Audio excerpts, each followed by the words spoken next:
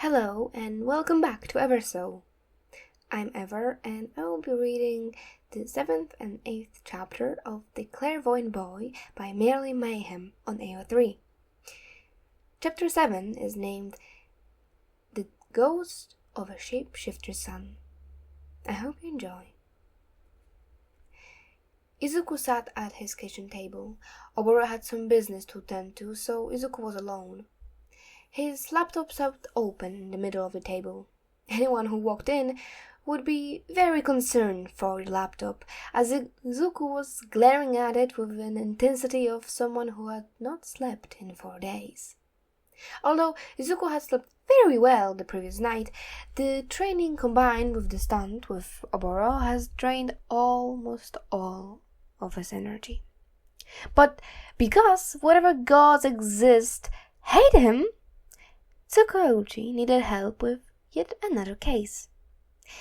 Izuku had looked through the case file and his frustration grew larger for every video clip he found nothing in.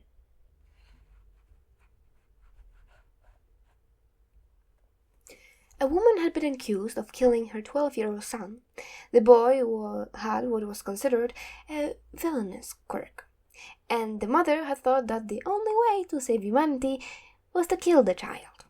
But now she was on the run, and the police weren't able to track her down, especially since her quirk was some sort of shape-shifting, so she could morph her face however she wanted to.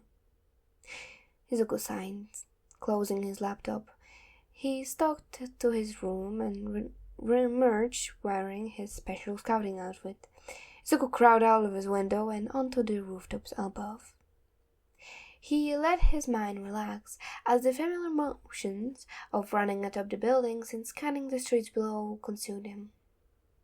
The costume Izuku was wearing helped give him a confidence he never had in his day-to-day life. However, whenever he put on his mask, he always felt like a new person. Izuku only stopped when his stomach started to grow with hunger. Izuku checked his pockets for the granola bars he usually packed, only to come up empty-handed. Izuku mentally scolded himself for forgetting a snack, and then moved to climb off the roof. He landed on the pavement with a low thud before removing the sunglasses from his eyes. Izuku placed the glasses atop his head and turned to enter the conveniently nearby convenience store. Izuku waved to the cashier and walked right into the snack aisle. His eyes scanned the packaged food. Izuku stood in the middle of the aisle, his foot tapping as he decided between two of his options. He was so caught up in choosing which snack to buy that he didn't even notice the teenager staring at him from the other end of the snack section. Grabbing one of the bright packages, Izuku turned towards the cashier to go pay. The cashier smiled, and Izuku smiled back, paying for his food and exiting the store. He decided to make the most of his time and continued his search on the ground, munching on the packet of crackers he had just bought. Izuku's bright red shoes clicked as he made his way down the street, his eyes scanning the alleys as he passed by for anyone hiding within them. Izuku dropped his crackers when he heard the loud bang of a dumpster coming from an alley over. Not even stopping to pick up his garbage, Izuku sprinted down the street. Loud bangs usually meant someone was involved in a scuffle, sometimes against their will.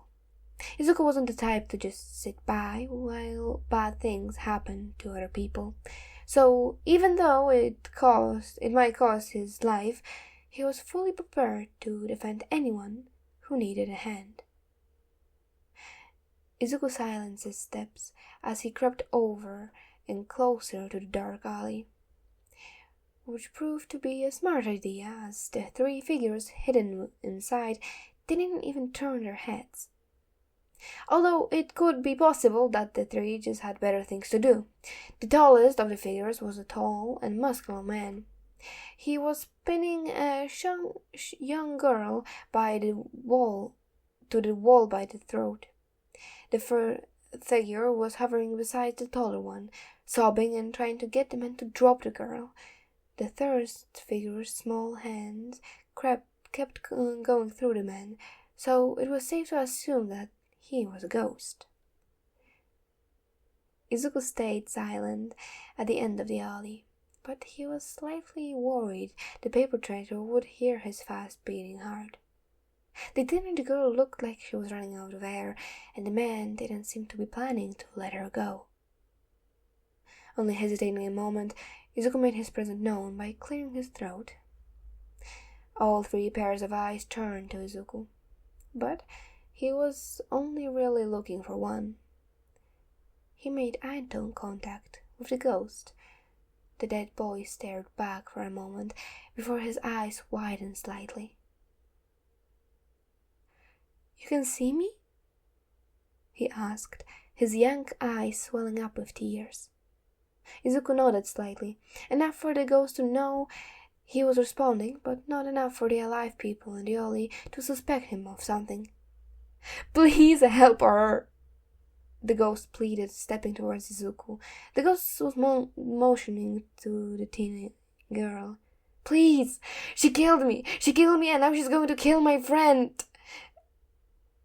The ghost was pointing at the man this time. Izuku stared at the man. The ghost had said "she" while referring to the man. Normally that wouldn't be a big deal, but the ghost was a child and had said that he had been killed by the man, and Izuku was currently investigating a case about a female shapeshifter who had killed her young son. Izuku might as well take the risk, as he didn't have much time to think of a different plan before the amount of ghosts in the alley increased. Izuku raised his finger, which was uncharacteristically steady, and pointed straight at the man. "Your son has sent me to repay what you've done to him," Hayase Judy. The man's eyes widened in shock and in anger as he let go of the girl. The girl fell down the wall with a gasp, and the man stepped towards Izuku. "You one of his friends too? Well, I guess I will have to get rid of you as well," came out of the man's mouth in a female voice. Izuku watched as the man form shifted into something smaller. The muscles on the arms shifted over to the legs. The hair became longer and the face was far more feminine. Izuku could feel the hairs on his neck stand up. Using the small amount of rationality he had left, Izuku turned around and bolted down the street. Both the ghost and the shapeshifter ran after him, the ghost speeding up to float beside Izuku. Izuku kept running, but turned to the ghost. He grabbed the younger boy's wrist. "Go, help the girl," he said, shooting his energy into the boy. The ghost's eyes widened before he gave a determined nod. Izuku sped up as the ghost ran in the opposite direction. Izuku turned his head to see the shapeshifter hot on his tail. He yelped in alarm and willed his limbs to move faster. The adrenaline shooting through him kept the pain in his legs away, but did nothing against the fear coursing through his veins. So Izuku did what the only sensible person would do, and reared his head back before shouting as loud as he possibly could. The shapeshifter had gotten closer and was now reaching out to try and grab Izuku. The yelling grew louder when Izuku felt a hand clasp around the hood of his jacket. He was lurched backwards, but quickly slid the hoodie off of his arms and continued to run. Izuku's throat was beginning to dry, but he kept the noise going, hoping that someone would drop out of the sky and save him. And drop out of the sky someone did. Izuku crashed into the chest of someone and was sent flying backwards. A hand clasped around his wrist, but he swiftly wrenched his arm away and let himself fall onto the pavement. Izuku looked up to see a scary Arasia head looming over him. The two stared at each other before being rudely interrupted by a raging shapeshifter. She raised both her arms to drive a blow to Izuku's head, but was stopped by Eraserhead's scarf. With swift movements, the pro hero rubbed the shapeshifter head to toe in scarf and left her lying on the pavement. Izuku looked back up at Eraserhead when he heard a worried, "Oh my god, are you right? What are you doing here?" But he wasn't speaking. He turned his head to see Oboro crouched at his side, hands hovering beside him. Izuku gave a small nod to the ghost before turning back to see the man standing above him. "Hello, Eraserhead, sir. What a fine evening it is tonight. Thank you for stopping that rampaging lady for tearing me limb from limb." Izuku stood up and then offered a small bow. He was trying to drive any suspicion off of himself, but he wasn't doing a very good job as Eraser just glared harder. The two stared at each other. An awkward silence filled the air. Izuku kept glancing at Oboro through his nerves, and the ghost just shrugged. "Are you alright?" Eraserhead grunted at last. "Do you need me to call an ambulance?" The man's hands were still busy, keeping the shapeshifter from escaping, but he wasn't using his quirk yet. "Little me? Yeah, I'm perfectly fine. Just a scrape or two, but I can do those easy peasy at my home. Although you might want to call the police because they've been looking for her for a while." Izuku motioned to the criminal on the ground. Eraserhead raised an eyebrow. "She killed her 12-year-old son and was just about to kill a teenage girl." Izuku's eyes widened as he remembered the girl. "In fact, there is a victim a few streets over. I can call the police if you like while you take care of the victim." Eraserhead turned his gaze towards the alley Izuku had pointed to. "How do I know you're not going to just let her go?" he asked, waving at the woman still raging while bound by the captured weapon. Izuku raised an eyebrow. "Because she just chased me down the street trying to kill me? In fact, I think she's making threats." He leaned down to where the woman was incoherently yelling. Izuku was only able to make up a few words, but one of them was definitely, "Kill this slimy little bastard."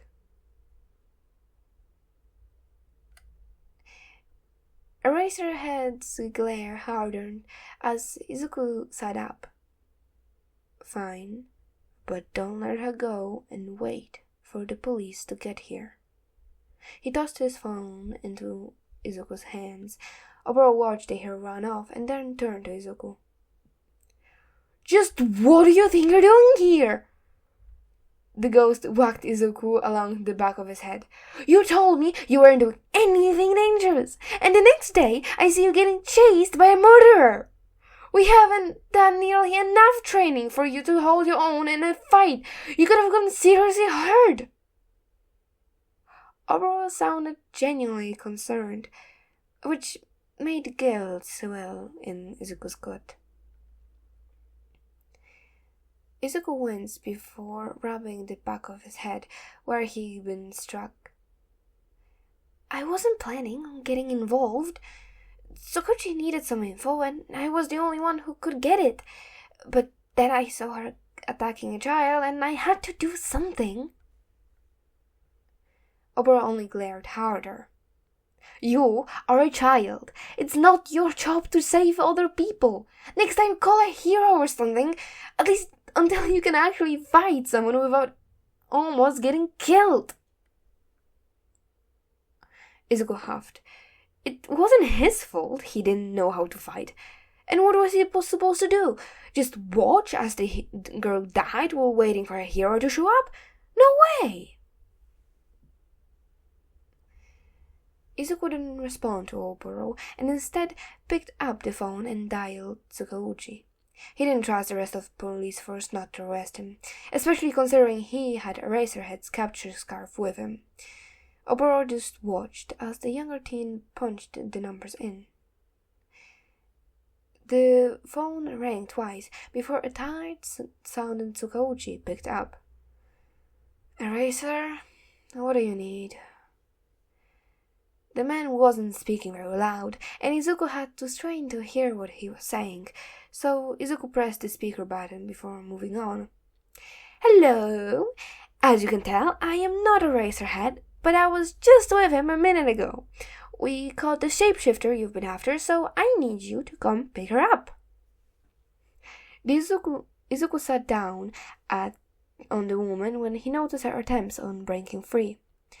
"We have a victim too, so you might want to send an ambulance. Just one though." The other line was silent for a moment before Tsukauchi spoke up again. "I'm sorry, who is this?" It was Izuku's turn to be silent, as he considered giving a real answer. He didn't see the harm in doing so, because he didn't bother lying. "It's Deku. Can you please send a cruiser or something? She's starting to make some very specific threats, and some of them are making me uncomfortable." Izuku could hear Tsukauchi splutter over the phone. Following was the sound of getting up. "I'm on my way. Don't go anywhere. I'll send an ambulance as well." With that, the man hung up. "He sounds so eager," Oboro said, folding crisscross and facing Izuku. The snort that escaped Izuku echoed through the deserted street. "We've been in contact for a few years, and he's never met me. To be honest, I don't think he even knew what my voice sounded like until today. He's been begging me for a meetup for at least a year, but I never said yes." Izuku pushed his sunglasses back over his eyes from where they had sat on his head.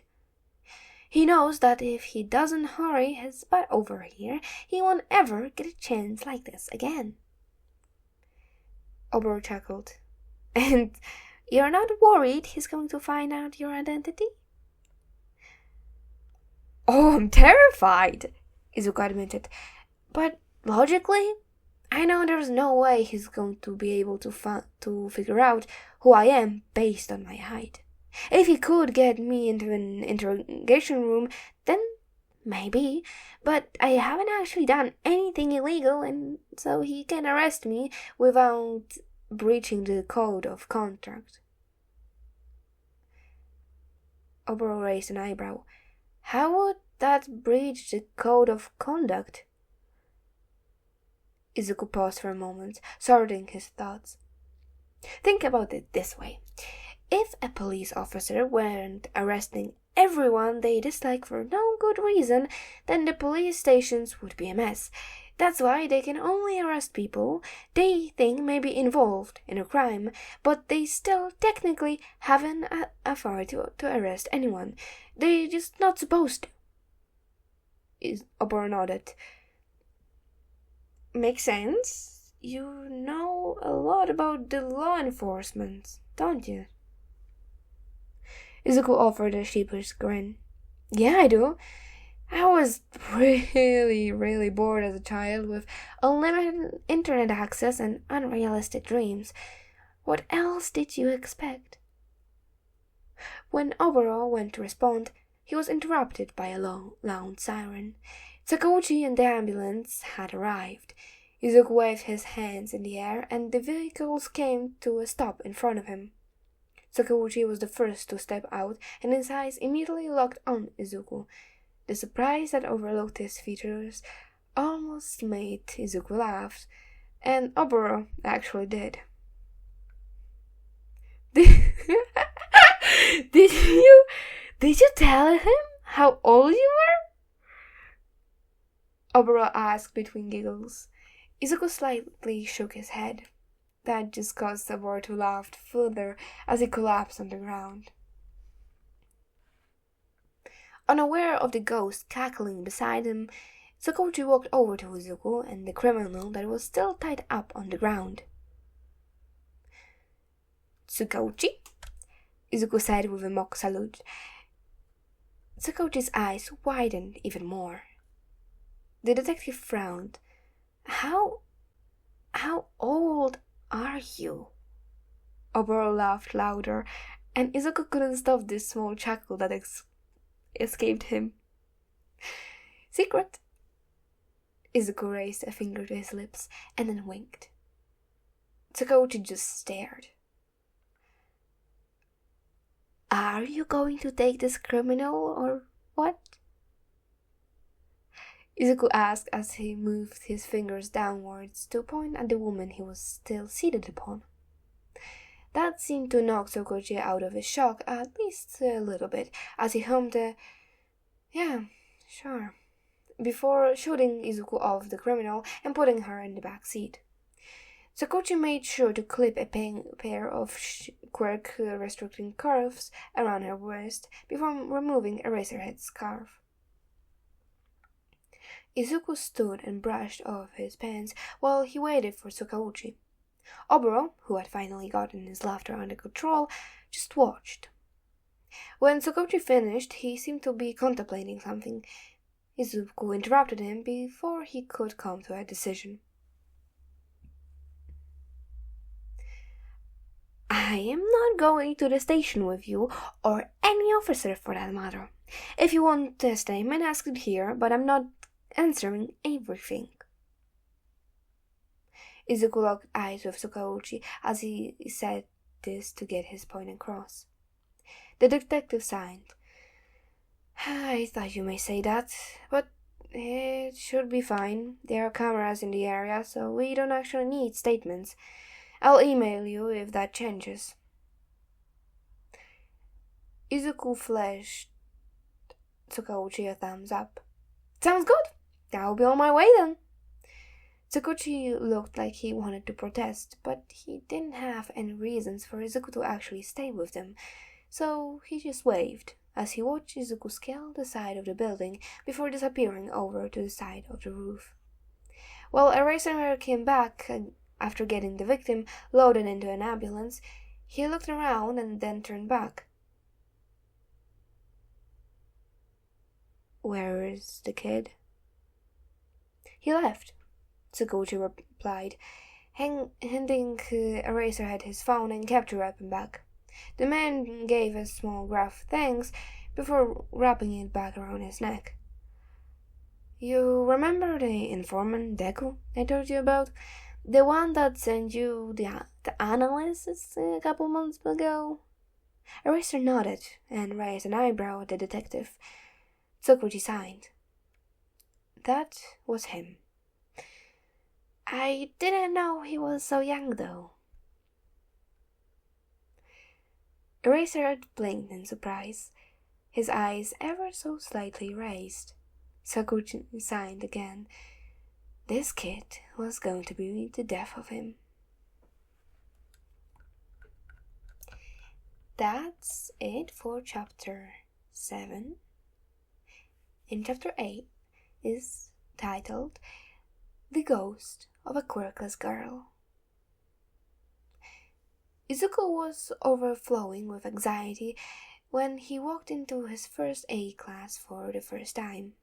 There was a 50% chance that there would be a certain blonde in the class with him, and a possibility he would be stuck in a class with Eraserhead. He didn't know if the hero even remembered him from 2 nights ago, but Izuku didn't want to take any chances. Oboro stood beside him to hopefully provide a little bit of emotional support, and for that Izuku was grateful, but it wasn't enough to stop the sweat from dripping down Izuku's neck. Apparently, luck was on Izuku's side today, as when he opened the door, he was greeted by the Flat King and no spiky blondes. He breathed a sigh of relief and then nervously waved at the class. Izuku scanned over his new classmates, and he spotted a familiar pair of green eyes. The owner of the eyes was the barista from the coffee shop he liked going to. Izuku was almost certain her name was Kendo. A chair screeched as it was pushed out of the way, and a blond boy stood up. "You must be the new Gen Ed student. You must be feeling blessed right now to be joining us instead of the inferior class 1A. You know we are the super..." The boy was cut off as Kendo enlarged her hand and chopped the back of his neck. The boy crumbled to the ground. Izuku just watched. "Sorry about him, that's just monoma for you." A girl with shoulder-length black hair piped up. She had a bored expression on her face, along with the rest of the class. Izuku just assumed this was normal. When he realized the class was waiting for him to respond, he fumbled for an answer. "Oh, it's fine. I don't really mind." Izuku smiled awkwardly. "Do you have crazy people in your class too?" A small blonde sitting in the front piped up. She had two large horns on the top of her head. Izuku had to stop himself from flinching at the mention of crazy people. It's a word he was quite familiar with. I don't... Izuku took a deep breath to center himself. "I don't think so." The class was then interrupted by a very exasperated-looking Flat King clearing his throat. "This is Izuku Midoriya. He's from Gen Ed and he's going to be joining us for this and all future 8 classes we do. Your desk is that one." He pointed to a desk in the back corner. Izuku made his way to the desk. Even though it might be considered rude, Izuku was grateful that Flat King hadn't made him do his own introduction. He honestly wouldn't know what to say, and people would get suspicious if he didn't talk about his quirk. Oboro followed Izuku to his desk, sitting on top of it. Izuku shuffled his notebook to the side to make more room. Flat King cleared his throat to begin the lecture. "Because this is our first class, we won't be doing any hand-on work today. Just some note-taking. Pay attention, because I will be giving you a quiz about this next week. Anyone who does not pass the quiz will not be able to participate in class until they pass it." He began to hand out a booklet of papers. "Do I make myself clear?" The class responds with a formal, "Yes, sensei." The shuffling of paper follows. Izuku tries his best to pay attention to the lecture, but it isn't very engaging for him. He already knows everything Flat King is covering due to the amount of injuries he's had to treat over the years. Besides, even if he didn't know the information, he had 2 people trying to get his attention. One of them was Oboro, who was just commenting on everything he saw. Izuku assumed it was a habit he picked up when he didn't have anyone to talk to, so he didn't mind it that much. But the other person was at his side and kept making obnoxiously loud psst noises. Izuku's resolve finally crumbled when he turned towards the person whispering at him. It turned out to be a boy with spiky brown hair and a goofy expression on his face. "Hey, Midoriya, right?" He grinned when Izuku nodded. "Kosetsuburama. Kosetsuburaba. My quirk is called Solid Air." Izuku tries to ignore the sweat collecting on the back of his neck. "Nice to meet you," he settled forward, pretending not to notice the boy's frown when he failed to mention his quirk. "So, why are you in this class? Why aren't you taking the classes with the rest of Gen Ed?" Tsuburaba asked, while he scribbled down something on the papers in front of him. "My class is in English right now. I'm already fluent in all the languages Yamada-sensei can teach, so he said I could pick something else." Izuku didn't look at the boy while he was saying that, but he did occasionally glance at Oboro, who was paying attention to the conversation. Tsuburaba's eyes widened. "Really? What do you speak?" Izuku was about to respond, but he was cut off by the girl sitting in front of Tsuburaba, whipping around to face them. "Tsuburaba, I swear, if you don't stop bothering him, I will have your head." Tsuburaba's but raised his hands in surrender. The green-haired girl turned to Izuku. "My name is Setsuna Togake. It's Midoriya, right?"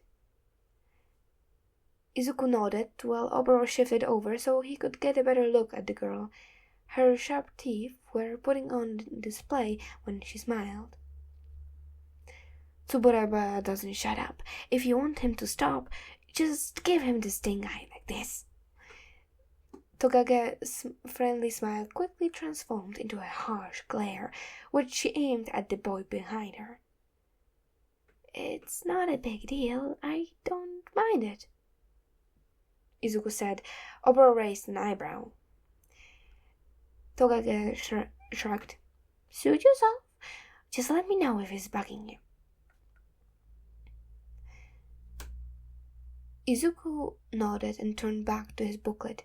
Tsuburaba didn't say another word, scared that Togage would turn back around and yell at him. "They seem friendly enough," Oboro said, kicking his feet from the spot on Izuku's desk. "Who knows? Maybe we'll make a friend," he teased. "Oh, please," Izuku sighed. "I can tell this class is going to drive me up the wall." Oboro huffed, not saying another word. Izuku wasn't bothered by the rest of the period. One thing that made Izuku's job so easy as a scout was the fact that almost all villains had ghosts. Sure, there were 1 or 2 cases where the villain hadn't done anything bad enough to warrant someone haunting them, or everyone they had wronged was still alive. It also made Izuku a great judge of character, as he was almost immediately knew if someone was a killer or involved in some type of gang. It also helped Izuku to know who exactly to avoid. If he was on a train and saw someone with a ghost, then he knew not to go anywhere near that person. Izuku knew that sometimes he avoided nice people that just had cruel ghosts, but that wasn't the case very often, so he was willing to take the risk. He wasn't much of an extrovert anyways.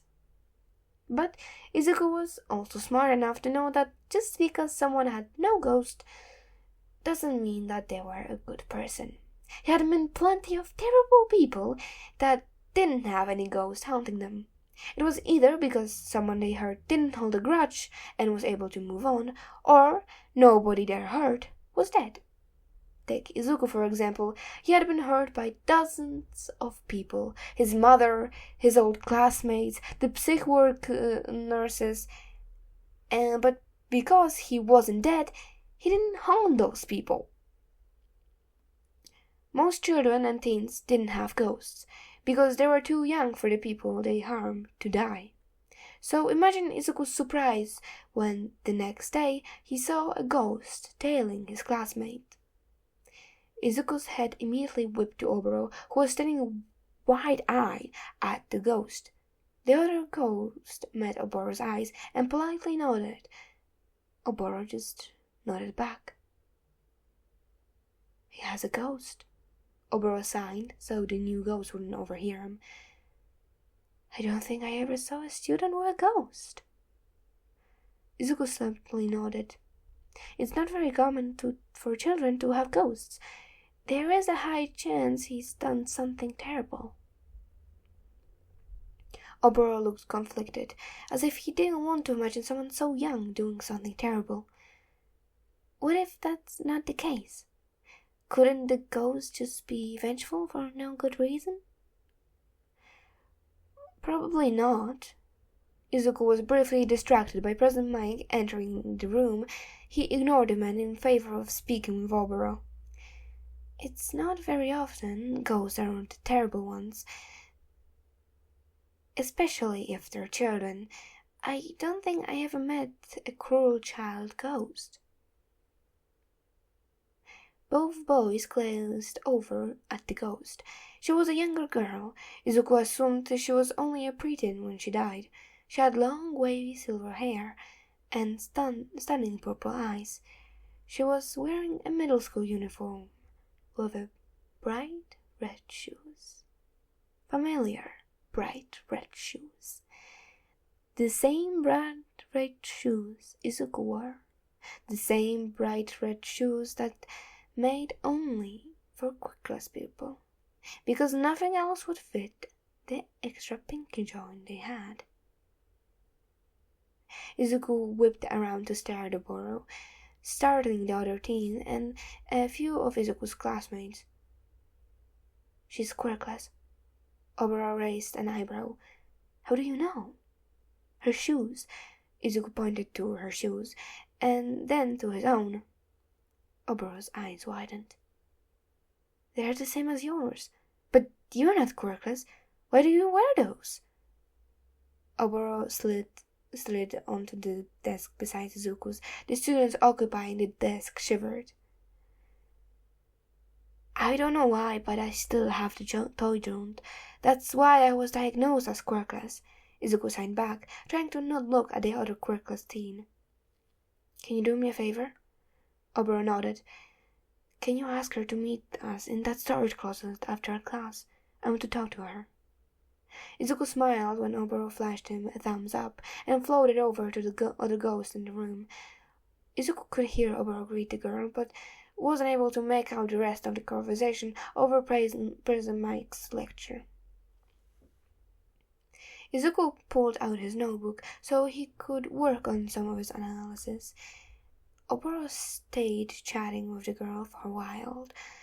From the tone of the conversation, Izuku assumed it was going well. A few different times the girl's tone would turn sour, but Oboro would be quick to turn the conversation back around, as it wouldn't stay sour for very long. At one point, Izuku saw the Quirkless ghost's eyes wander down to his shoes and then widen. When Oboro came back, he was grinning from ear to ear. Am I going to assume it went well? Izuku sighed. Yeah, all good. She said she'll meet us there. She was a tad bit skeptical at first. In fact, she actually thought that I was haunting you, but I managed to sway her with my irresistible charm. Oboro tried to flip what little hair he had, which didn't go very well, considering it floated about his head. Izuku quietly snickered, muffling the sound with his hands so his classmates wouldn't hear. Oboro smiled somehow wider. The two chattered for a little bit. They both used signs so nobody would be able to overhear their conversation. When the bell rang, they were both started out of the conversation. Izuku rushed to put away his notebook. Oboro helped zip pens and pencils back to Izuku's backpack. Izuku stood and walked out of the classroom. Oboro waved over the new ghost. She followed, and the three made their way to the supply closet Izuku at first talked to Oboro in. As soon as the door clicked closed, the ghost turned to Izuku. You're Quirkless, she accused, pointing at Izuku's shoes. Izuku made a so-so gesture with his hand. I mean, sorta. Everyone thinks I am, but my quirk is that I can see ghosts. The ghost's eyebrow pinched together. But your shoes. Izuku nodded. I still have the toe joint, and when I say everyone thinks I'm quirkless, I mean everyone. It doesn't matter how many times I tell them about my quirk, they don't believe me. The girl took a moment to process the information. My name is Kei Shoda. She bowed politely. Izuku returned the gesture. My name is Midori Izuku, and this is Shirakumo Oboro. The adult teen beamed. Oboro pointed his thumbs towards himself. Just call me Oboro. No need for all the formal stuff. Shoda nodded. It's nice to meet you both. Now, do you mind me asking why you asked me here? I do have business to tend to. Izuku raised an eyebrow. Like knocking over lunch trays? Shoda glared at Izuku, and he raised his hands in surrender. Never mind, he mumbled. Putting his hands down, Izuku turned to Shoda. I want to know what he did. Shoda's eyes widened for a fraction, but then quickly narrowed. Why do you want to know? So I can make sure it won't happen again. Izuku looked Shoda in the eye, a fierce look of determination written over his face. And so I know how much payback needs to be given. Shoda blinked. Her frown turned into a devious smile. As long as I get to help, she smirked. Deal, Izuku said before taking the ghost's outstretched hand and shaking it.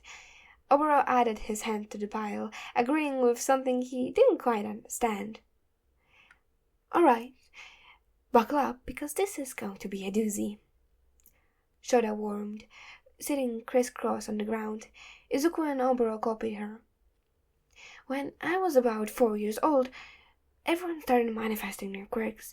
I tried everything to try and manifest mine. I jumped over trees to see if I had a gliding quirk like my father. I tried looking through the walls to see if I had an X-ray quirk like my mother, but nothing ever came. My father took me to the doctor when I turned 5 and still hadn't developed a quirk. When we found out that I never would, I tried to keep the news a secret, but my twin brother went and told his school bullies.